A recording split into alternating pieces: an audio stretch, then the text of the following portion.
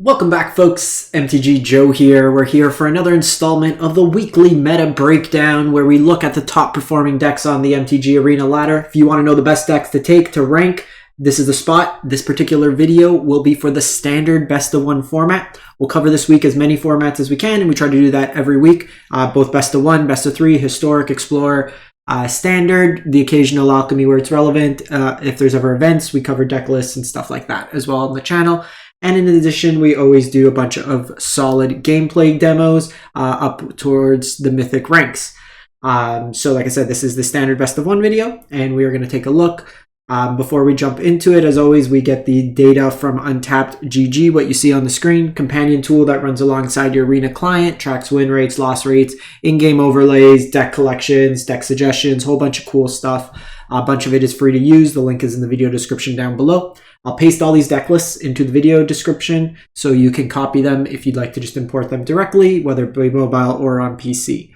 Something I've just been asking on the videos, if you can help out the channel. We're aiming to try to hit 10,000 subs on the channel by June, a couple months away. We're in the mid 7,000, so if you haven't done so already, hit subscribe. It's free, helps out the channel. If you are subscribed, as always, it does help out if you hit the like button, drop a comment.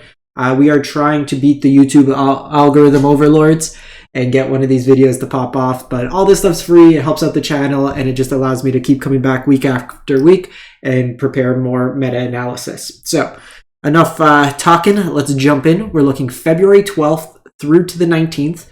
We have a large enough population size that I've actually shifted the parameters from platinums.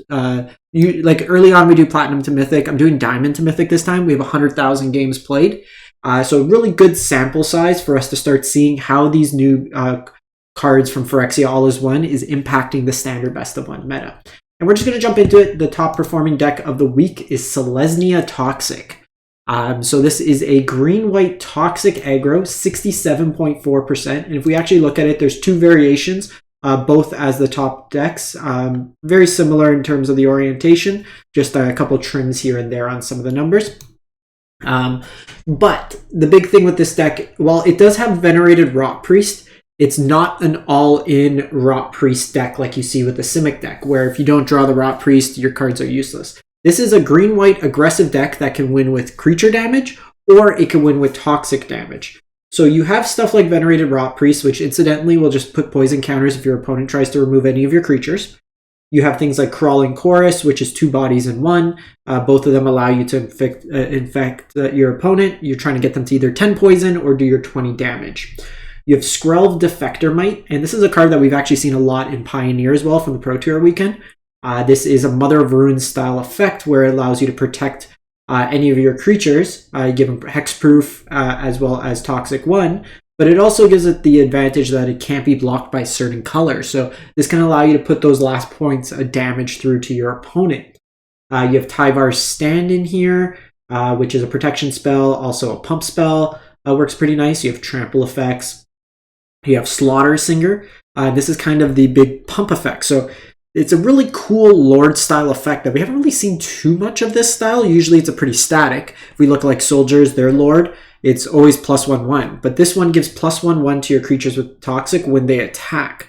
So in like non-attacking scenarios, they're the smaller size, but this lets you push through damage and make blocks a little awkward. You have Jawbone Duelist, a 2-mana 1/1 double strike Toxic. So if this connects, it deals damage twice, so it puts Toxic on your opponent twice. So it could do 2 poison counters.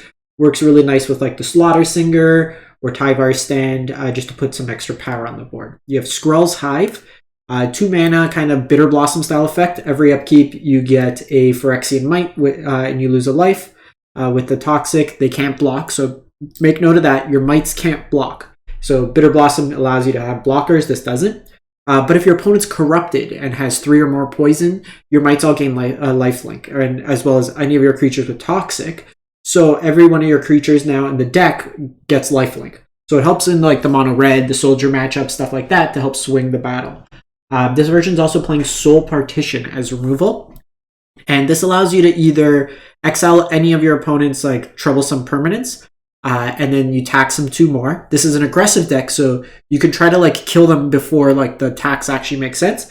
But you can also target your own stuff to get like bulk removal. So say they try to target the Venerated Rot Priest, they get a poison because it gets targeted.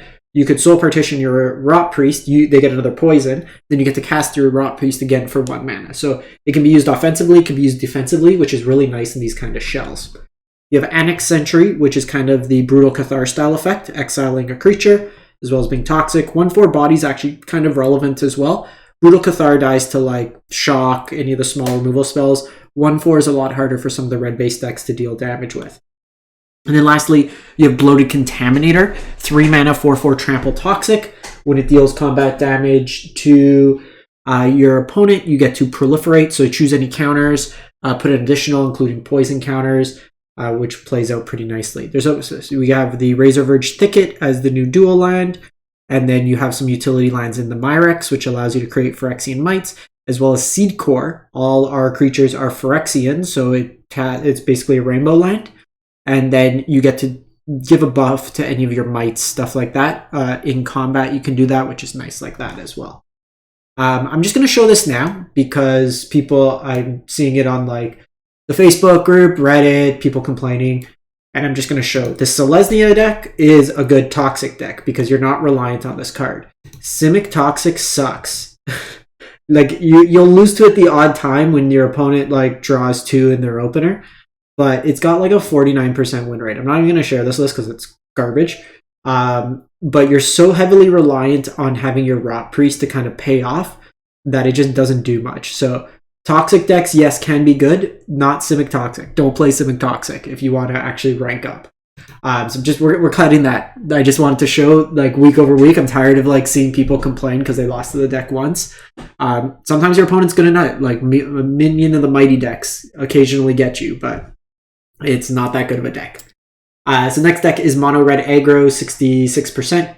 And while we didn't get necessarily any new cards in this particular build, we've seen kind of the configuration of this Mono Red deck change, where we've seen Mechanized Warfare in the past. This version's 4 squeeze, so really just taking it like we're expecting removal of our opponents, we're expecting to trade stuff, so this allows you to kind of get in and get some extra blockers. It's late game, it's kind of pseudo card advantage because you can escape it from your graveyard. Sorry about that. We have the Thundering Raijus that buff the team. You still have your Bloodthirsty Adversary to flashback stuff. This version's not on Reckless Impulse either, so you're kind of reliant on the Feldin and the Squeeze kind of virtual card advantage. Excuse me. Kumanos, Swift Spheres, Phoenix Chicks, Play with Fires. Strangle just as an additional removal spell main. Shivan Devastator is kind of a more... The focus is more late game with Shivan Devastator. You can pump a bunch of mana into it. It's an evasive flying creature. Kind of mixed in. A couple Mishra's Foundries, a couple Sokuzans mixed in to the deck. Usually at 22, if your only 4-drop is Thundering Raiju, you're fine. Without the Reckless Impulse, Impulse helps you dig for lands. You are a little bit wearisome of flooding, but if like looking at the Alchemy version, I usually play 21, 22, and I top out at 3 drops. I struggled a bit with 22 lands, but I think you got enough of like 1 and 2 drops that you can usually afford, and then you do have mana sinks in case you flood. The next deck is Azorius Soldiers, 65% win rate. Another deck that didn't really get anything in terms of updates. This was more of a block constructed deck from Brothers War. If we look at a lot of the key cards, they all came from that set, whether it be Recruitment Officer, Yodian, Harbin. Like it was kind of a built deck from the format. And usually what kind of changes week over week is like your 2-drop slot. Harbins have been anywhere between 1 to 4 copies. This version's on 3. The Resolute Reinforcements, this card again is something that sometimes sees play, sometimes sees no play. This version's really looking to go wide and then use the Harbins as kind of your over-the-top style effect. You have Brutal Cathar as your removal, some copies of Skystrike Officer, Veteran, Siege Veteran to pump up your team and be board wipe insurance. And then again, another card where some of the decks top out at 3 drops. This one is on the Myrel, which is a 3/3, a 3 of. This is kind of the card that if it left unchecked, just kind of wins you the game on its own. The one thing is this mana base could definitely be improved. You should be playing 4 Adhikar Waste. You should be playing 4 of the new Fast Land. from the new set as well, just to increase your dual lands, just makes it a little bit better. But you do have copies of like Fortified Beachhead as your additional payoff for being a Soldiers deck. We then go to Azorius Control, and this is a deck that I played on my channel. I tweaked it a bit as well, and it felt very good. So if you want to see gameplay of this, I do have like a good demonstration in the Mythic rank up on my channel. I'm actually going to show you my list in as well. Because the thing is, I was a little bit concerned with how the configuration of this list was, just not respecting aggro enough. But the core of the deck, and we'll kind of highlight, is playing with laydown arms and like your triomes to have an increased amount of planes. So you'll also see like Idyllic Beachhead in here as just having an increased amount of planes in the deck. The one thing is with this configuration of the deck, you are a little bit weaker to resolve planeswalkers, which makes it a little bit more difficult. So Vanished Eternity is a card, I don't really like it for the most part in the face of like a creature-based meta. And if we look at these first few decks, they're all creature-based. Like I ended up playing against Esper Control, which was a little awkward at times, but that was actually a really good match. Lots of back and forth there. We kept casting Eternal Wanderers into each other. 6 mana to remove a creature is too much mana. And like you do have a Mind Splice apparatus to reduce the cost of your spells, but you need to get this going, right? So this is a full turn on turn 4 where you're not doing anything, you're not interacting. And even then, it's just reducing this to 5 mana as a removal spell. The one thing I noticed with this deck too, in its configuration as it is, you had no way to deal with like on a curve aggressive start. So with the version that I played, I went with the Populate as a 2 of. I trimmed down a Silver Scrutiny. I trimmed down a White Sun's Twilight. Well, White Sun's Twilight is a hell of a card and can be used as a sweeper. It needs 7 mana to be able to hit that point. Where if your opponent either goes Thalion 2, which we see in the Soldiers, or Mono Red goes like 1 drop, 2 drop, 3 drop, even just a normal Soldiers drop like 1, 2, 3, you need to be able to curve out and sweep early. So I went with that configuration of having the sweeper. A card that actually was pretty solid, Union of the Third Path. Like in the Esper mirror, I finished the game, I had like over 50 life. Celestis was very good in terms of drawing and discarding. Even stuff like Syncopate helped in terms of just being early counters for even the aggressive decks. I went 4 Wandering Emperor, 2 Eternal Wanderers. I went down to 2 Mind Splice apparatus. It's great when you have it out, but I didn't want to build the deck completely reliant. Again, similar to the Selesnya Toxic deck, you can have a good card that enables strategies in your deck, but if you're going to build your deck completely around a card and you can't reasonably guarantee it every game, it makes it a little bit worse, right? Like if we're only playing even like your 4 drop, right? If we look at something like in Historic with Charbelcher, you have a number of ways of finding your Belcher, or you have a Dominable Creativity that always guarantees that you find your Belcher. In this case here, we don't necessarily have that. So I didn't want to build the deck completely reliant on this card. Jace was another card that stood out and was really good.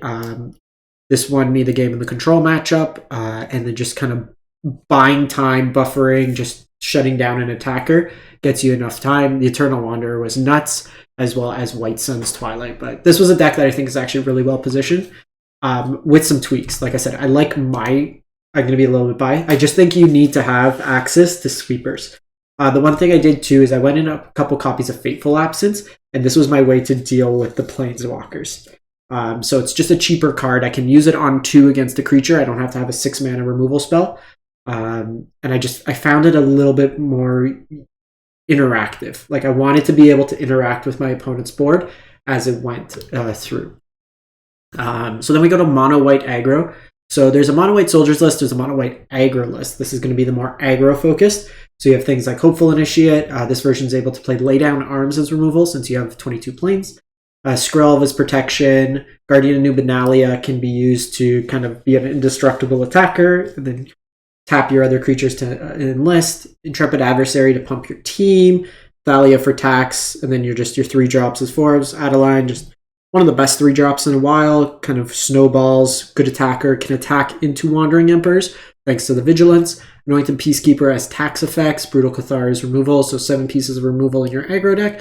And then this version's playing Phyrexian Vindicator. So against mono red, against the Gruul oil deck, which we'll talk about next, sometimes even against soldiers, they can't really attack into this, so it's a big stonewall. Selesnya Toxic can't really deal with it other than the one removal spell creature, but a very like aggressively slanted body. It's also just an evasive 5/5, so it closes the game out very quickly on its own. That one's at 61%. We then go to Gruul Aggro, 59.3. So we've seen these like Gruul modified Gruul Aggro decks in the past, and they were kind of limited in the fact they didn't have that many good 1-drops. Like you're playing Ascendant Pack Leader, but this card kind of sucks because it's reliant on 4-drops to buff it up in terms of power. Like a 1 mana 2/1's fine, but like Soldiers, for example, makes a lot of 1/1 bodies, so it's easy to kind of trade in combat. But now we have Evolving Adaptive, which is kind of the experimental one, Pelt Collector style effect. Whenever another creature enters the battlefield, if it has greater power or toughness, you get to put an oil counter on it, and it just gets bigger. So it's easy, like even if you go this on one and then play a Pack Leader, it can evolve it. You have Hajar, which is a 3 power. You have Beast Caller that gets counters when you cast more creatures. Yavimaya could trigger this. Contaminated. A Bloated Contaminator is also really nice because you get to have a Trampler and you get to proliferate. There's a lot of ways to put counters, whether it be the oil counters, +1/1 counters, stuff like that. So you get to make those bigger. Trample is also relevant. We have Miglos Maze Crusher, another good body, 3 mana, 4/4. Then you could pay mana to do different things like give it Vigilance and Menace, give it +2/2, and destroy artifacts or enchantments. And then with the Proliferate, you can put the oil counters back on it as well, which is cool.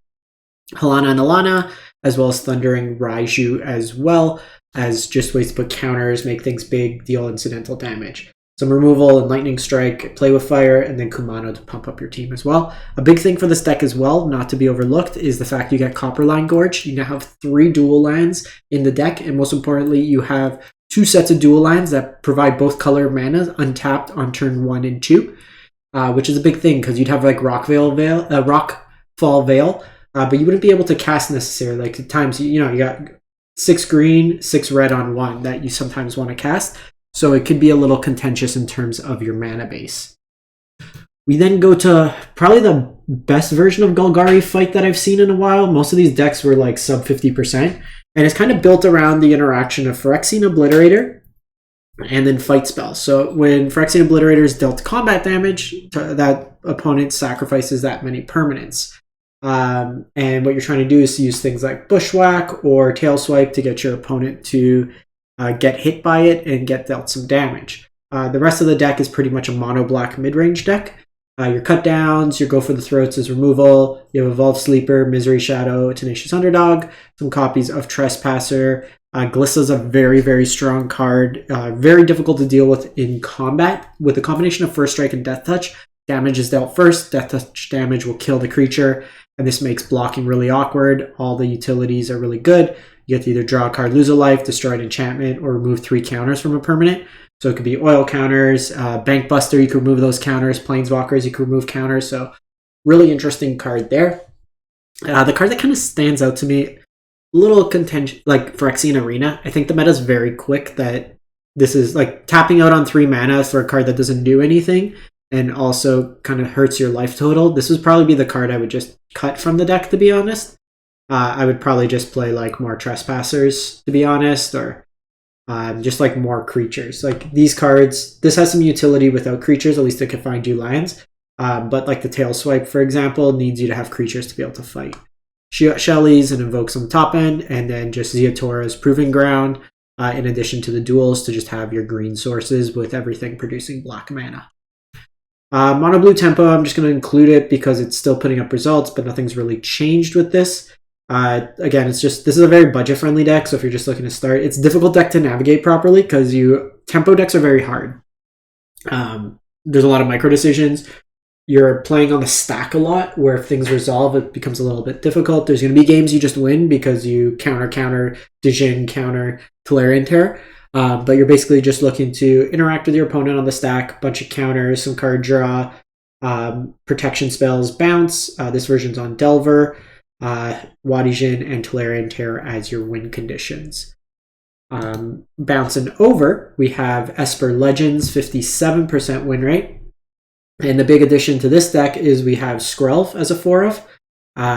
Before, your only 1-drop was Ashnod, which wasn't that good. It's kind of just a fringe card, but this Skrelv allows you to have protection for some of your key cards as well, so you can protect your Fiends.